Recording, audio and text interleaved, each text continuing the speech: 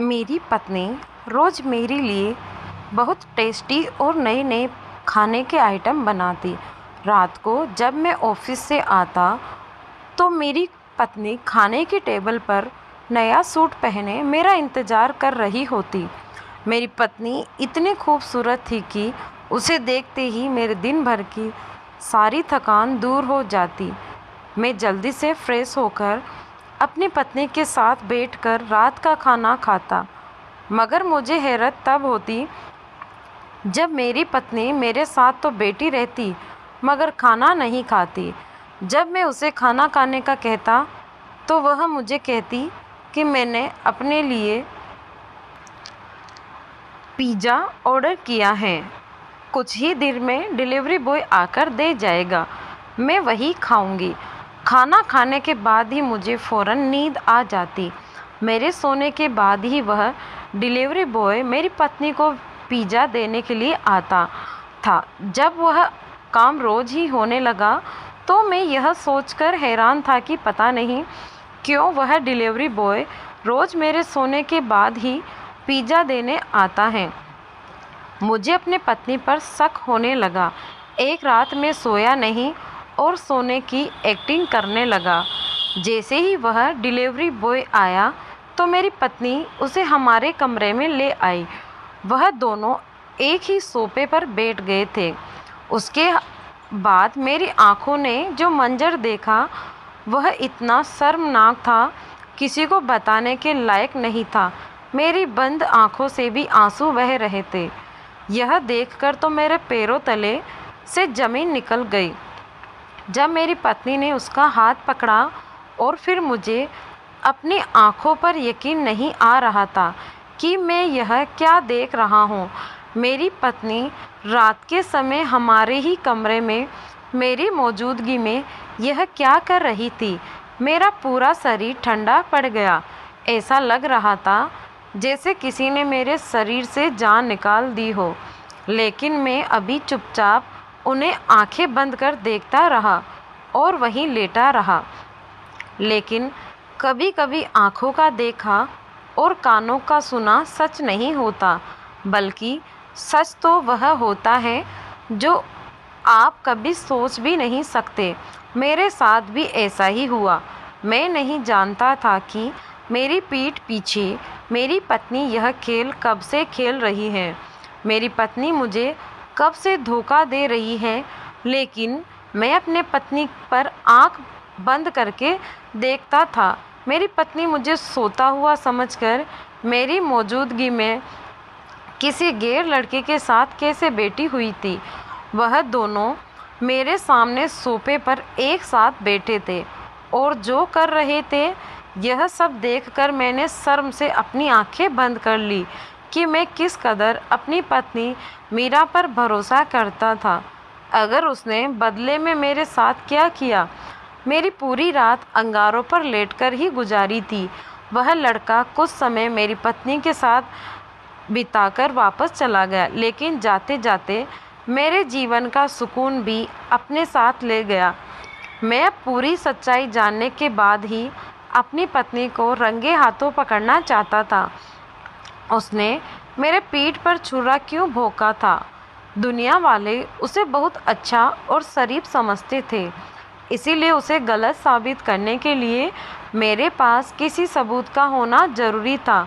उस समय मैंने उसे एहसास नहीं होने दिया कि मैं उसकी सच्चाई जान चुका हूँ। इसीलिए मैंने उसके सामने सोने की एक्टिंग की और रोज़ाना की तरह सुबह में उठा। लेकिन आज की सुबह मेरे लिए बहुत अलग थी, क्योंकि अब कुछ ही भी मेरी ज़िंदगी में पहले जैसा नहीं रहा था। मेरी जान से प्यारी पत्नी मीरा, जिसका चेहरा देखकर मेरी सुबह खुशगवार हो जाती थी, आज उसे देखकर मुझे घिना रही थी। आज जब वह मेरे करीब आई मैंने उसे खुद से दूर कर दिया। मैं नहाने के लिए बाथरूम में चला गया। कल रात मुझ पर जो कयामत टूटी थी उसकी वजह से अब हमारा रिश्ता पहले जैसा कभी भी नहीं हो सकता था। मैं नहाकर जब बाहर निकला तो मेरा इंतज़ार मैं बेटी थी, मुझे देखकर कहने लगी कि आज ऑफिस से जल्दी आ जाइएगा, हम घूमने के लिए बाहर चलेंगे। लेकिन आज मैंने उससे साफ मना कर दिया कि मेरा कहीं जाने का कोई इरादा नहीं है। मेरा दिल तो चाह रहा था कि मैं उससे पूछूं, आखिर उसने मेरे साथ इतना बड़ा धोखा क्यों किया। लेकिन मैं जल्दबाजी में कोई भी ऐसा काम नहीं करना चाहता था जिसमें कुछ गलत हो जाए।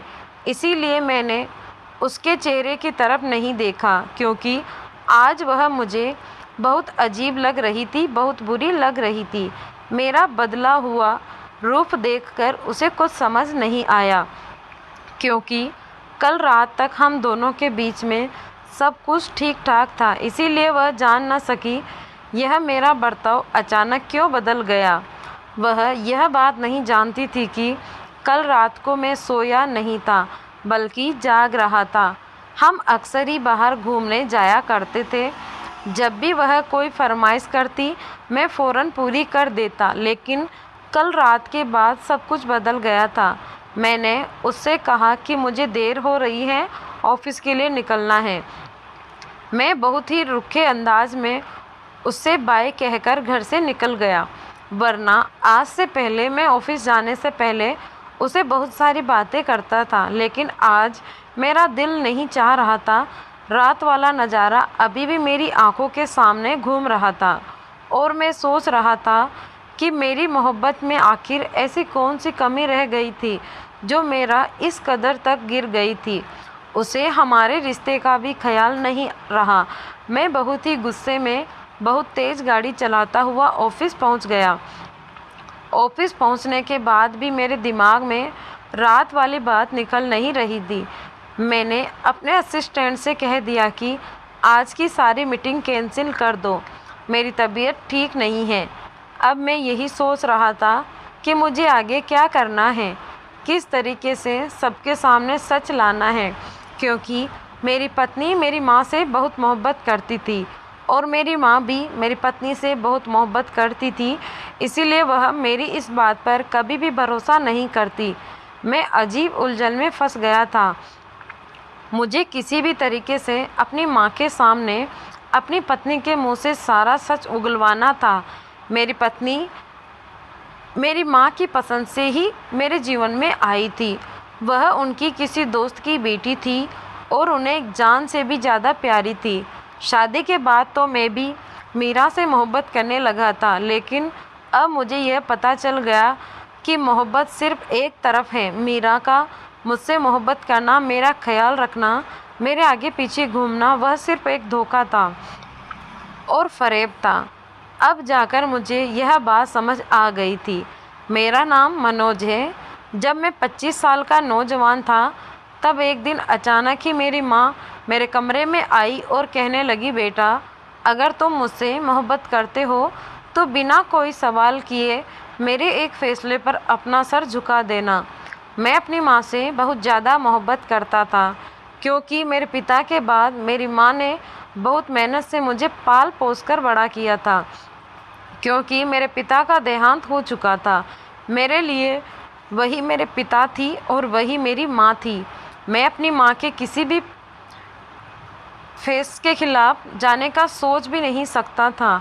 इसीलिए मैंने अपनी माँ से कहा कि मुझे आपका हर फैसला मंजूर है। मन कहने लगी, फिर मेरी माँ कहने लगी कि उन्होंने मेरा रिश्ता तय कर दिया है और 1 हफ्ते बाद ही मेरी शादी है।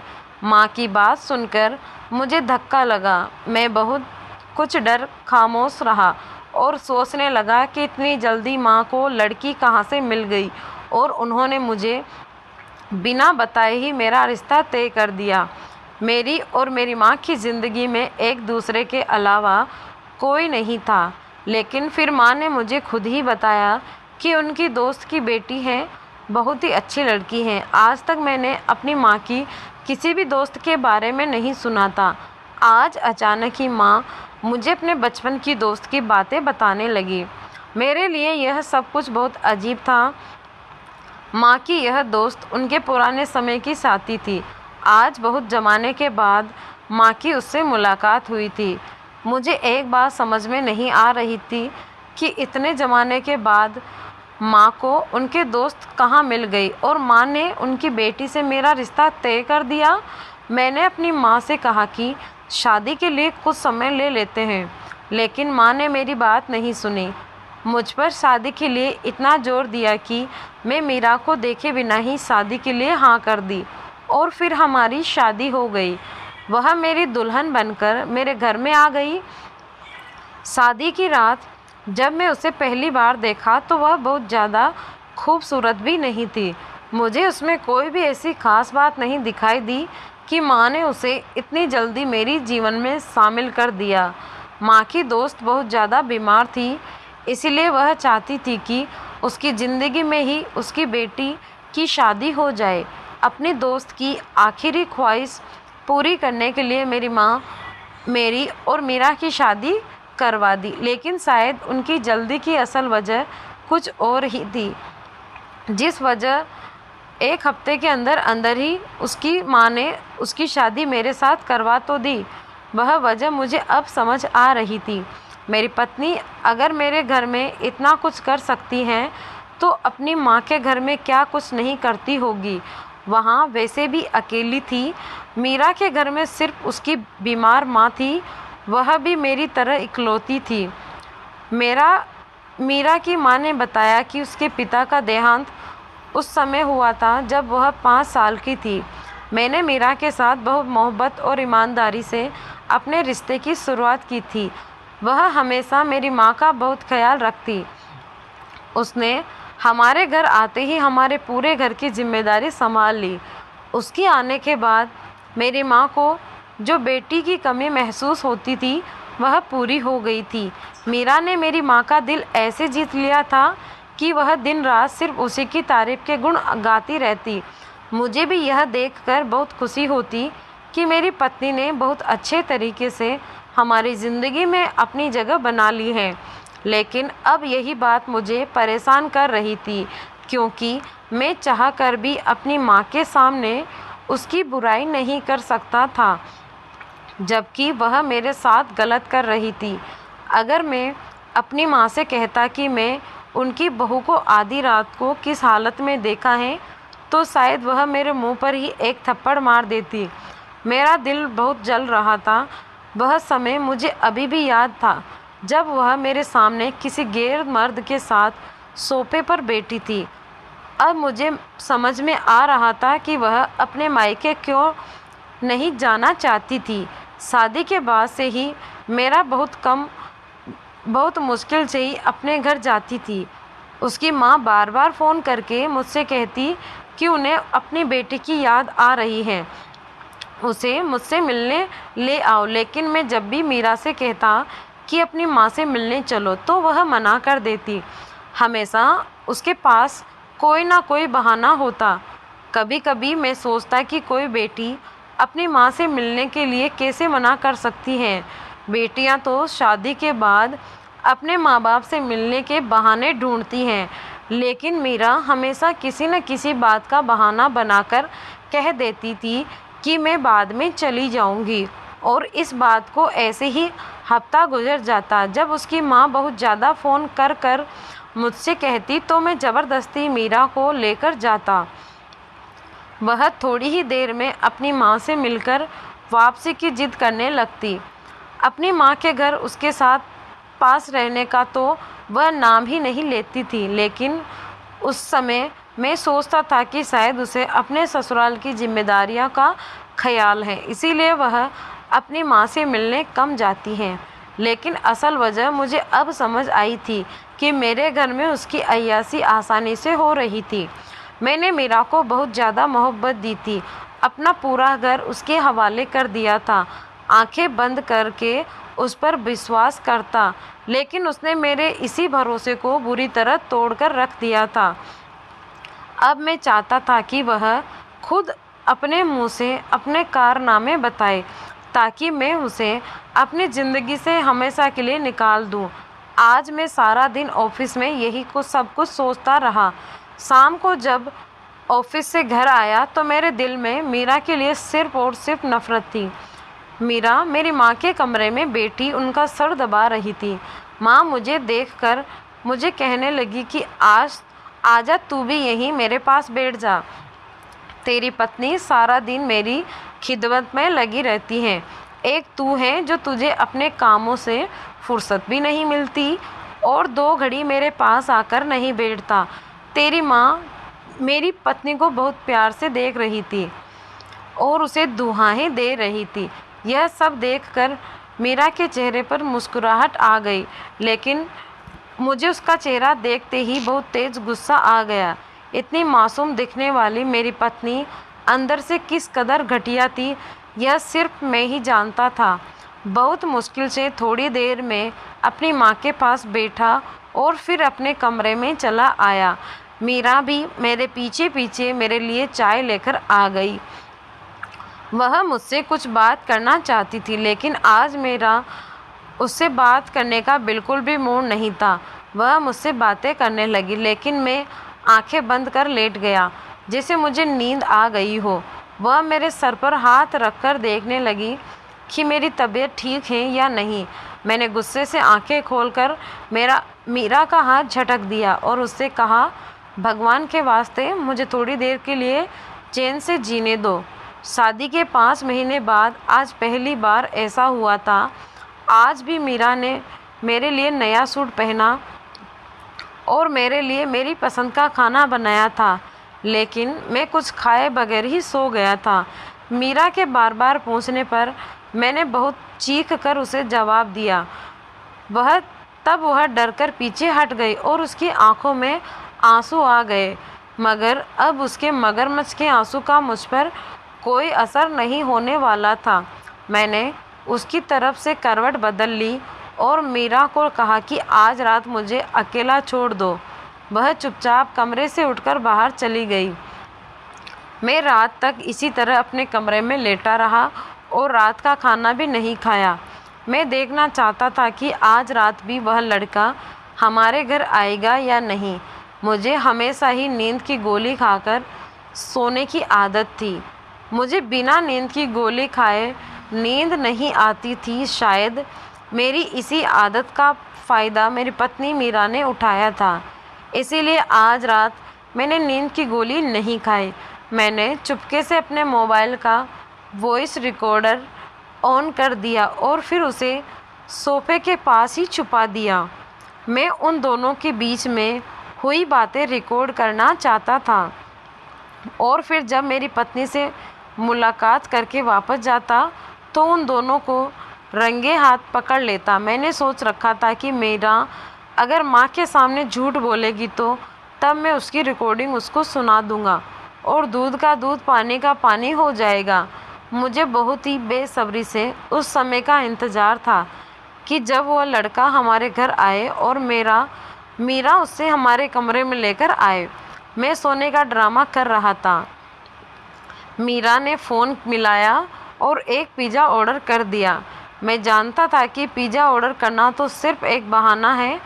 पिज़्ज़ा डिलीवरी करने के बहाने से ही वह लड़का मेरे घर में आता है। वह दिन भी उसे डिलीवरी बॉय समझकर और मीरा के कहने पर अंदर आने की इजाज़त दे देता होगा। इसीलिए आज तक मुझे इस बात का पता नहीं चला। रात के करीबन 12 बजे मीरा ने हमारे कमरे का दरवाज़ा खोला और उस लड़के का हाथ पकड़कर उसे कमरे के अंदर ले आई। मेरा दिल चाह रहा था कि मैं इस समय ऊपर उस लड़के का मुंह तोड़कर बहुत ही मुश्किल से मैंने अपने आप पर काबू किया था। मैं अपने गुस्से को काबू कर अपनी जगह पर लेटा रहा। इस लड़के ने मेरी पत्नी मीरा का हाथ पकड़कर उसे खींचकर सोफे पर बिठा दिया और फिर ऐसी हरकतें शुरू कर दी कि मेरे तन बदन में आग लग गई। वह हल्के हल्के मीरा से कुछ कह रहा था जो मुझे सुनाई नहीं दे रहा था, मगर मेरा फ़ोन वहीं रिकॉर्डर पर लगा था। मैं जानता था कि इन दोनों की आवाज़ मेरे फ़ोन में ज़रूर रिकॉर्ड हो गई होगी। वह दोनों भावनाओं में बह रहे थे। काफ़ी देर तक मेरी पत्नी के साथ बातें कर रहा था। मेरी पत्नी ने उसका माथा चूमा तो मुझे यकीन हो गया कि मेरी पत्नी एक बहुत ही ज़्यादा चरित्रहीन और गिरी हुई औरत है, जिसने अपनी माँ के कहने पर मुझसे शादी तो कर ली, लेकिन उसका दिल अभी भी अपने पुराने आशिक में ही अटका हुआ है। और शायद यही वह वजह थी कि मीरा अपनी माँ को देखना भी नहीं चाहती थी, वरना तो कोई भी बेटी अपनी माँ बाप से मिलना क्यों नहीं चाहेगी। मैंने सारी कड़ियाँ खुद ही जोड़ ली। थोड़ी ही देर बाद मीरा ने बहुत से पैसे इस लड़के के हाथ में रख दिए। वह लड़का जाने के लिए खड़ा हो गया। यही सही मौका था जब मैं इन दोनों को रंगे हाथ पकड़ सकता था और इन दोनों से अपना हिसाब किताब कर सकता था।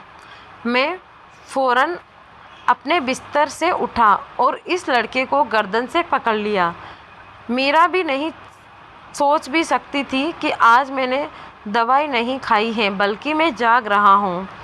मुझे देखकर उसके होश उड़ गए और वह लड़का पूरी तरह से घबराने लगा। मीरा हाथ जोड़कर कहने लगी, प्लीज़ इसे छोड़ दो। ये लड़का पिज़्ज़ा देने के लिए आया था और मैं उसे पैसे देने के लिए कमरे में लाई थी। मैंने एक थप्पड़ मीरा के चेहरे पर मारा और उससे कहा कि तुम तो अपना मुंह बंद ही रखो। तुम्हारी सच्चाई तो मैंने कल रात ही जान ली थी, लेकिन मेरी माँ के सामने जो भोलेपन का नाटक तुम करती हो, मैं उसे पूरी तरह उतारना चाहता था। तुम कितनी धोखेबाज और मक्कारी लड़की हो। मेरे और मेरी माँ की मोहब्बत का तुमने यह सिला दिया कि हमारे ही घर में, हमारी ही छत के नीचे तुमने हमारी इज्जत को खाक में मिला दिया। मेरी बात सुनकर मीरा बहुत ज़्यादा रोने लगी। वह कहने लगी कि एक दफ़ा मेरी बात सुन लीजिए, फिर जो चाहे आप फैसला करें। मैं एक ज़ोरदार थप्पड़ इस लड़के के चेहरे पर मारा। जो कुछ मैंने अपनी आंखों से देखा, उसके बाद तो कुछ भी सुनने की गुंजाइश ही बाकी नहीं थी।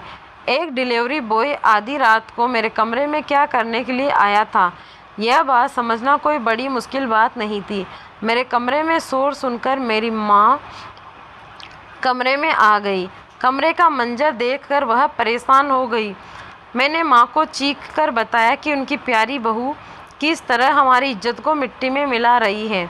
मेरी बात सुनकर मेरी माँ को सदमा लगा और वह मुझसे कहने लगी कि कुछ तो होश करो, मेरा एक इज्जतदार लड़की है। मैंने गुस्से में माँ से कहा कि मीरा के बारे में कुछ भी नहीं कहूँगा, लेकिन अब जो कहेगा मेरा फ़ोन रिकॉर्डर कहेगा।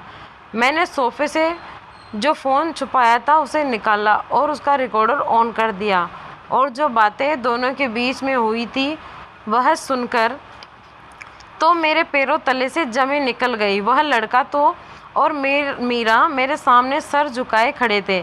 मेरी माँ भी मुझसे बहुत ज़्यादा नाराज़ थी।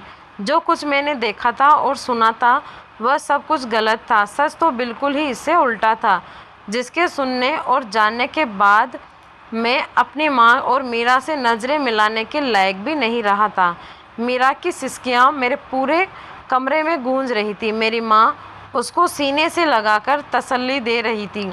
मेरी माँ कह रही थी कि वह हर हाल में उसके साथ ही रहेगी। माँ ने उस लड़के को भी सोफे पर बिठाया। मैं अपनी जगह पर खड़ा रहा और मीरा उस लड़के के बीच में होने वाली बातों ने मुझे आईना दिखाया, और अब शायद सारी ज़िंदगी मैं अपना चेहरा आईने में नहीं देख सकता था। वह लड़का मीरा को गले से लगाए बैठा था। वह लड़का रिकॉर्डिंग में कह रहा था कि दीदी, तुम्हारी दुआओं और मदद की वजह से ही आज मेरा LLB कंप्लीट हो गया है। अब मुझे सिर्फ 1 साल की प्रैक्टिस करनी है। दीदी, अगर तुम मेरा साथ ना देती तो शायद मैं कभी भी अपनी ज़िंदगी में आगे नहीं बढ़ पाता। बाबा ने तो हम दोनों को अलग कर दिया था और मुझे अपने साथ ले गए थे, लेकिन तुमने कभी भी मुझे अकेला नहीं छोड़ा। इसी वजह से आज मैं अपनी ज़िंदगी में इतना पढ़ पाया हूँ। मीरा उसे मुबारकबाद दे रही थी और उसे अपना भाई कह रही थी। अब मुझे कुछ पता चल गया था कि इन दोनों के बीच में भाई बहन का रिश्ता था। कुछ देर बाद जब मीरा चुप हुई तो वह खुद ही कहने लगी कि मैं और कबीर सगे भाई बहन हैं, लेकिन किस्मत के सितम ने और हमारे माता पिता की गलती ने हम दोनों को अलग कर दिया था। हमारे पिता बहुत ही सख्त मिजाज के थे और छोटी छोटी बातों पर गुस्सा हो जाया करते थे। माँ और बाबा के बीच में हमेशा झगड़े होते रहते थे। फिर एक समय ऐसा भी आया क्योंकि दोनों ने अलग होने का फैसला किया और फिर दोनों ने खुद ही बच्चों का बंटवारा भी कर लिया था। बाबा कबीर को लेकर अपने साथ चले गए और माँ ने मुझे रख लिया। उन्होंने यह सोचा ही नहीं था उनका यह फैसला हम दोनों की ज़िंदगियों के ऊपर क्या असर करेगा। हम दोनों भाई बहन बचपन से ही एक दूसरे से मोहब्बत करते थे और एक दूसरे की जुदाई बर्दाश्त नहीं कर पाते थे, लेकिन अपनी माँ बाप के फैसले की वजह से हम दोनों एक दूसरे से बिछड़ने के लिए मजबूर हो गए। बाबा ने दूसरी शादी कर ली। कबीर को दूसरी माँ मिल गई, लेकिन वह उसके साथ बहुत ही बुरा बर्ताव करती थी। माँ ने दूसरी शादी नहीं की क्योंकि हम दोनों भाई बहनों को संभालने वाला कोई नहीं था और मेरी माँ वह बीमार हो गई थी। इस वजह से वह बहुत ही कम उम्र में अपने घर को संभालने लगी। हम दोनों में ही एक दूसरे की तरफ अपना बचपन अच्छे से नहीं गुजार सके थे, बल्कि हमारा बचपन हमारे माता पिता की वजह से छिन गया था। कई सालों बाद जब मैं 15 साल की हुई तब एक दिन अचानक कबीर हमारे घर के दरवाजे पर आया। वह अपनी सौतेली माँ से बहुत परेशान हो चुका था। उसने अपने पिता का घर छोड़ दिया था। वह हमारे साथ रहना चाहता था, लेकिन मैंने मना कर दिया। मेरी माँ ने मना कर दिया, कहने लगी हो सकता है यह तेरे बाप की कोई साजिश हो, उसने ही उसे कुछ समझाकर यहाँ भेजा होगा। लेकिन मैंने कबीर का नंबर ले लिया था। कबीर को मजबूरन हॉस्टल में रहना पड़ा था। जब भी मुझे मौका मिलता तो मैं कबीर से मिलने चली जाती और समय समय पर उसकी मदद करती रहती। वह बहुत ही मेहनती लड़का था और पढ़ लिख कर कुछ बनना चाहता था, इसीलिए उसने डिलीवरी बॉय की नौकरी कर ली और साथ साथ अपनी पढ़ाई भी पूरी की और अब वह वकील बनने वाला है।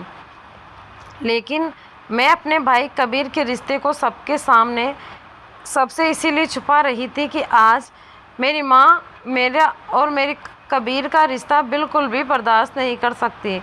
वह नहीं चाहती कि मैं कबीर से कोई रिश्ता रखूं। वह आज भी सालों पुरानी नफ़रत अपने दिल में लिए बैठी है, जो उन्हें मेरे बाप से भी।